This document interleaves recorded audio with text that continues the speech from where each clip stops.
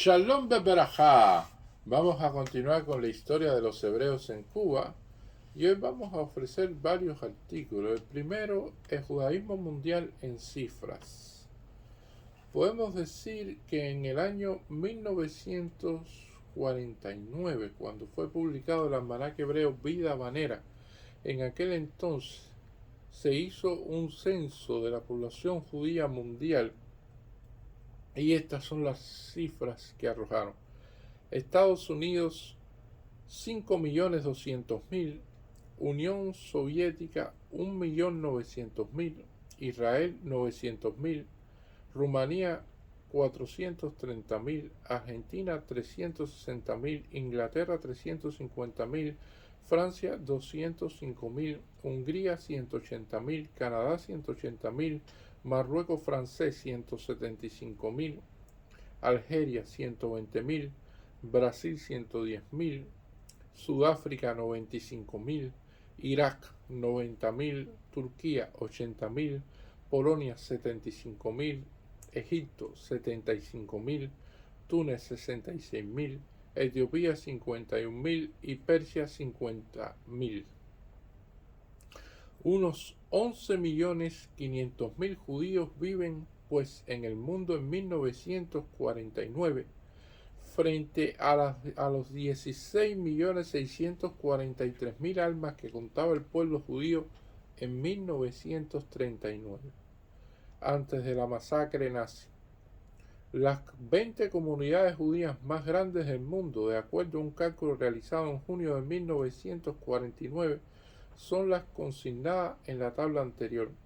Según los bloques políticos culturales del mundo, la población judía se distribuye así: Israel 900.000, países anglosajones 5.935.000, países de América Latina 610.000, países de Europa Occidental 460.000, países de Europa Oriental 2.675.000, países árabes 645.000 y demás países 275.000. Da un total de 11.500.000 almas. La otra cuestión es la Enciclopedia Judaica Castellana, que fue publicada en 1948 y que, por ser de interés también para todo el mundo de habla hispana, fue un hecho muy importante. Aquí viene un artículo que se reproduce a continuación, un extracto que se publicó en el Boletín de la Universidad de Granada en España en 1948 con motivo de la aparición del primer tomo de la Enciclopedia Judaica Castellana. Como es sabido, ya apareció el tomo 4 de esta magna obra y el tomo 5 está en prensa. La simpática modestia con que los editores de la Enciclopedia Judaica Castellana, por boca del director de la misma, el doctor Eduardo Weinfeld, presenta en el prólogo las primicias de su obra y la noble franqueza con que declaran las enormes dificultades encontradas y no siempre vencidas en el curso de su tarea, reconociendo haberse quedado bastante lejos de la realización del programa propuesto. Disponen favorablemente el ánimo del lector, ya que tal debe ser hoy la actitud del verdadero sabio, como la de cualquier denodado y estudioso operario de los campos siempre fecundos de la investigación científica, histórica o literaria. Trátese de una obra de magno empeño, de esas que sigan en nuestro siglo, depurador y sintético, cual monumentos perdurables de culturas milenarias, sumario de otras muchas obras multiformes y diversas en mérito y extensión, que se hallan dispersas en el laberinto de una torre de Babel y arca de salvación de todo el saber acumulado por generaciones y generaciones, expuestos a naufragar, en parte al menos, en el diluvio exterminador de los siglos. La civilización judía, al igual de Palestina en el mundo antiguo, es el centro de convergencia de numerosos pueblos y civilizaciones. De ahí el valor excepcional que presenta, amén de otros aspectos, una enciclopedia judaica. La presente encierra además el mérito particular, estimable para españoles o hispanoamericanos, de estar escrita en lengua castellana, y haber sido concebida y elaborada en su máxima parte por mentalidades de habla hispana. La ejemplar actividad impresa a la publicación de la Enciclopedia Judaica Castellana en obras de tamaña envergadura ha permitido la aparición de los tomos 2 y 3 a poca distancia del primero, aunque todavía no han llegado a nuestras manos. Los 3 de los 9 primeros meses del corriente año 1948. Si se tienen en cuenta las imponentes dificultades que semejante empresa supone y los problemas de toda especie que actualmente hay que superar, bien puede asegurarse que tal éxito constituye un triunfo en toda la línea. Complemento de nuestra labor informativa y crítica, creemos que es la realización y la recomendación explícita y calurosa de esta obra como imprescindible en toda biblioteca de estudio, investigación, consulta o simple lectura, como una enciclopedia esperadamente elaborada. La Enciclopedia Judaica Castellana vale por una gran biblioteca condensada en una decena de libros. En el caso presente se añade la particularidad de que tal biblioteca sería absolutamente inaccesible para la casi totalidad de los lectores por estar en lengua hebrea y en otras de difícil inteligencia. Y además se trata en gran parte de obras antiguas y raras de dificilísima adquisición. Harto sabemos los escasos especialistas que a estas materias consagramos nuestra vida, los esfuerzos baldíos y angustiosas dificultades que implica la falta de obras fundamentales de imprescindible consulta en el trabajo de investigación. Es lícito esperar que los planes y proyectos de la editorial de la Enciclopedia Judaica Castellana, tan magníficamente encabezados con esta obra cumbre, darán cabida a la publicación de otras muchas fundamentales honras y pres de las letras hebraicas, que pongan al alcance de los estudiosos y eruditos los tesoros inapreciables del saber judaico de todas las épocas.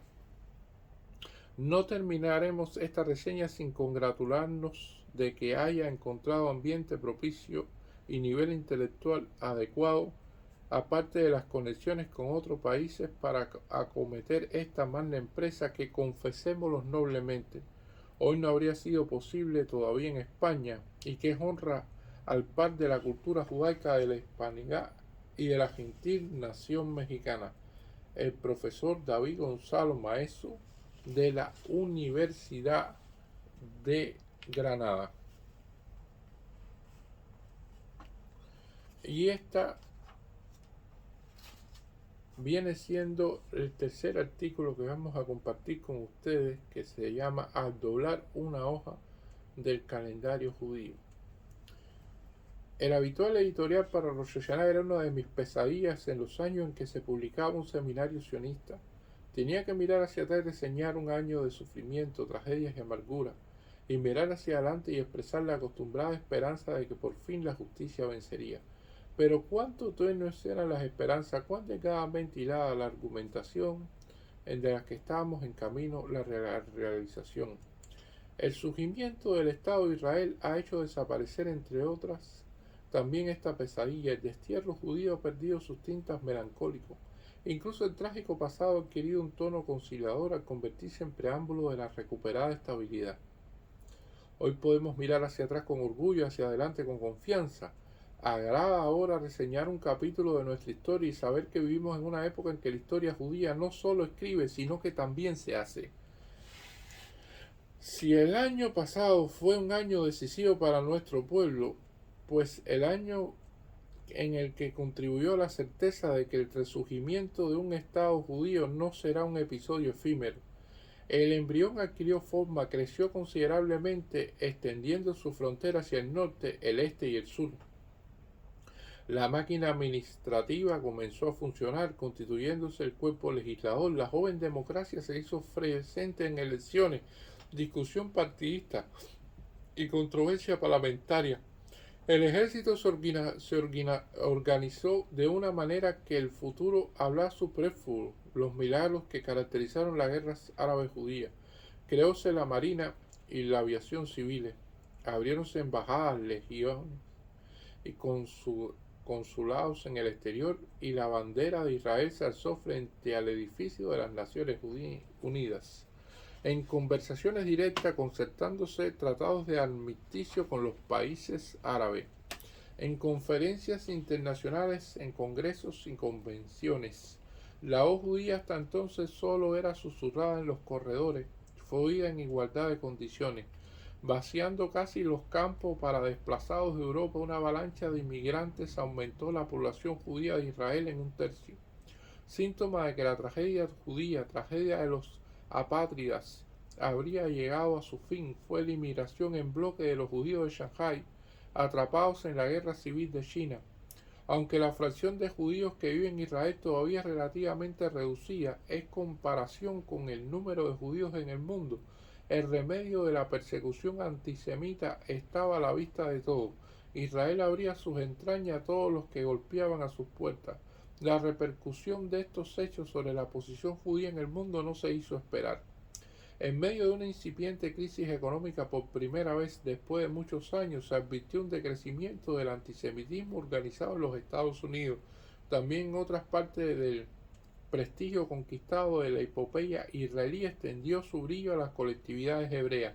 Las bandas militares de los países del mundo aprendieron a tocar el atisba y los soldados a guardarse frente al pabellón azul y blanco.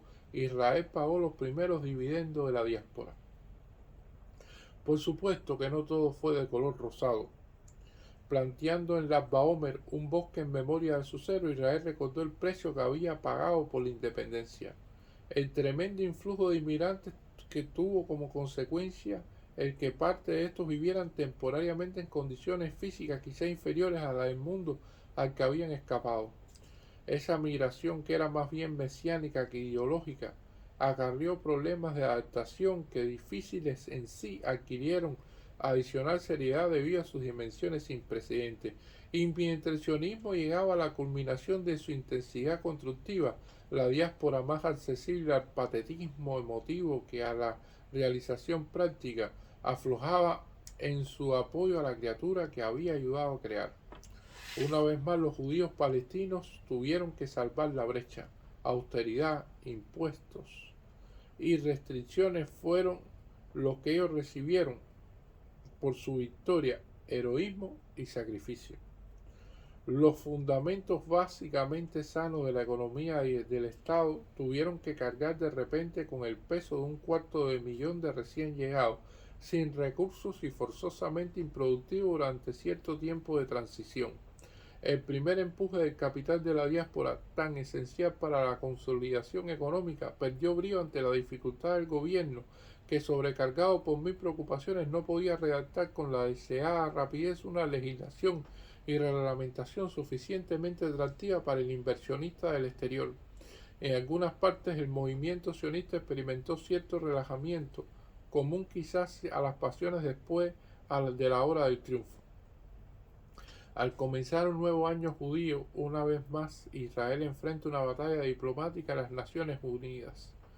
Si bien los tópicos más visibles de la controversia son en apariencia el estatus de Jerusalén y la cuestión de los refugiados árabes, estos dos problemas constituyen quizás para Estados Unidos instrumentos útiles para el regateo diplomático, para obtener una revisión de fronteras que privaría a Israel de su estratégica salida al Mar Rojo, el Eilat en el Golfo de Aqaba. Paradójicamente se perfila en el horizonte un cambio de posición al demostrar la Gran Bretaña cierta ansiedad por mejorar sus relaciones con Israel, mientras que Estados Unidos, en vista de la imperturbable determinación del gobierno israelí de mantener su posición neutral en la controversia entre Oriente y Occidente, ha permitido un regreso del péndulo hacia las posiciones tradicionalmente menos favorables al Estado judío.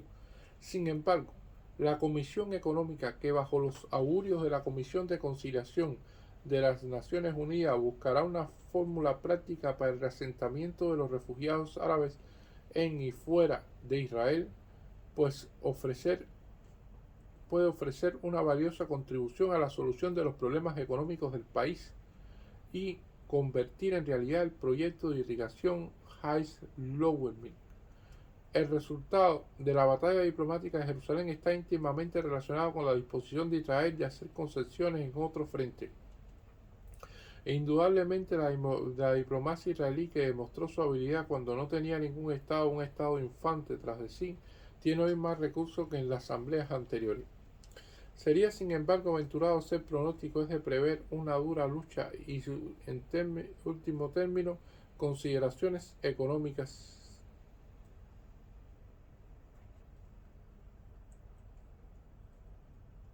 influirán grandemente en la posición israelí. Por ello es de tan tremenda importancia el reforzar la economía del país para permitirle más independencia en sus relaciones políticas.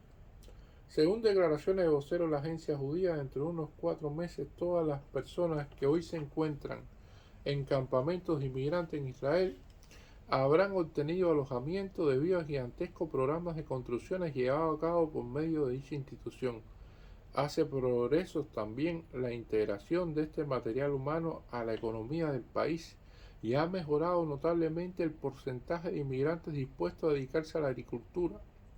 Los inmigrantes de mañana que esperan su turno en Europa, Asia y África están recibiendo información más completa acerca de las condiciones del país a que se dirigen, de la que prevaleció en los primeros meses después de la proclamación del Estado. La apertura de las fronteras de Polonia a la inmigración judía ha asegurado la continuación del flujo actual de inmigrantes a razón de unos 15.000 por mes. Así que es de presumir que en el próximo año 1950 la población judía de Israel aumentará en otro 20%. En el año pasado ha sido una victoria político-militar el de la consolidación estatal. El próximo año será decisivo en el campo económico. En la diáspora, Israel tendrá que hacerse presente mediante la irradiación de su cultura y sana concepción de los judíos. Si su mayor contribución a la vida de la dispersión ha sido hasta ahora la justificación de un nuevo orgullo, ahora tendrá que suministrar contenido al vacío espiritual que en muchas partes caracteriza la vida de muchas colectividades, y en la diáspora tendrá que contribuir al lado de sus donaciones su espíritu de empresa y preparar el elemento inmigratorio para la mañana. Tendrá que crear sionistas en el sentido original de la palabra, hombres que buscan el Estado judío no empujados por la presión de las circunstancias, sino llevados por un ideal. Desde el 29 de noviembre de 1947, cada año que pasa tiene para el pueblo judío más importancia que anteriormente un siglo. Esta noción de al doblar una hoja de calendario, una importancia poco común en nuestros anales. Somos la generación que ha logrado desviar la historia judía de las tinieblas hacia la luz. Otros pueblos de menor raigambre tradicional quizás habrían comenzado un nuevo calendario. Basta que lo sepamos en nuestros adentros. Entramos en el tercer año de luz, que sea muy luminoso.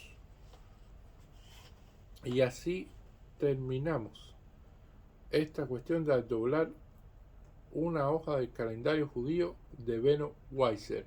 Muchísimas gracias.